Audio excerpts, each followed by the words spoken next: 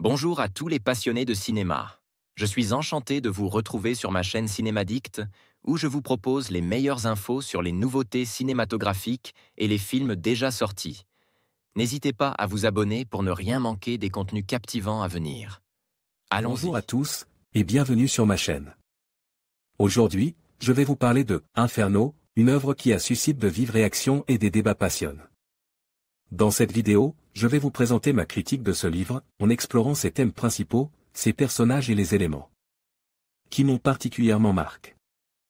Je partagerai également mes réflexions sur la manière dont l'auteur aborde des sujets complexes et controverses.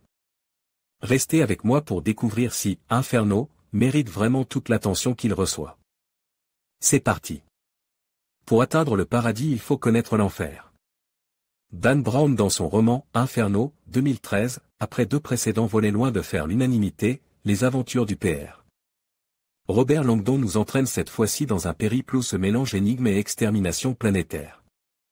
Da Vinci Code avait pour vocation d'évoquer la théorie du complot quant à la descendance supposée du Christ, laissant le spectateur face à ses propres convictions. Ange et démon quant à lui se présentait bien plus comme un thriller haletant en forme de jeu de piste au cœur de Rome et Vatican.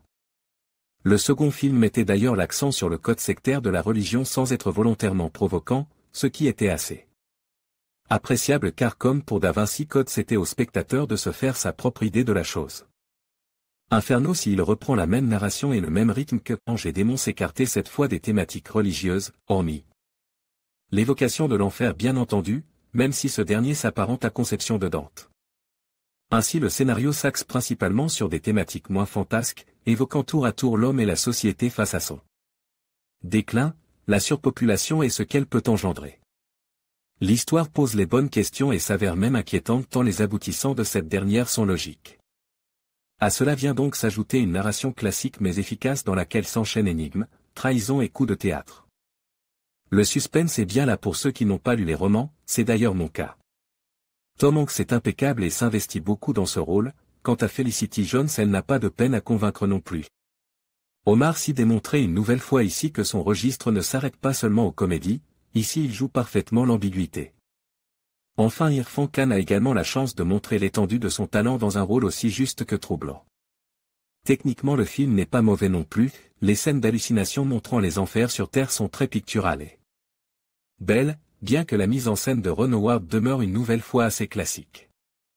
Hans Zimmer en revanche peine à marquer nos oreilles avec cette bande originale un peu molle. Il ne fait que reprendre les morceaux des deux autres films tout en tentant de les moderniser, mais cela ne fonctionne pas très bien. Inferno est donc un long métrage qui n'invente rien mais qui à l'instar de ses deux prédécesseurs s'avère très efficace. L'enfer de Dante promettait d'être un bon sujet et le film remplit parfaitement son contrat sur ce point-là. Haletant. Ma note, 7/10.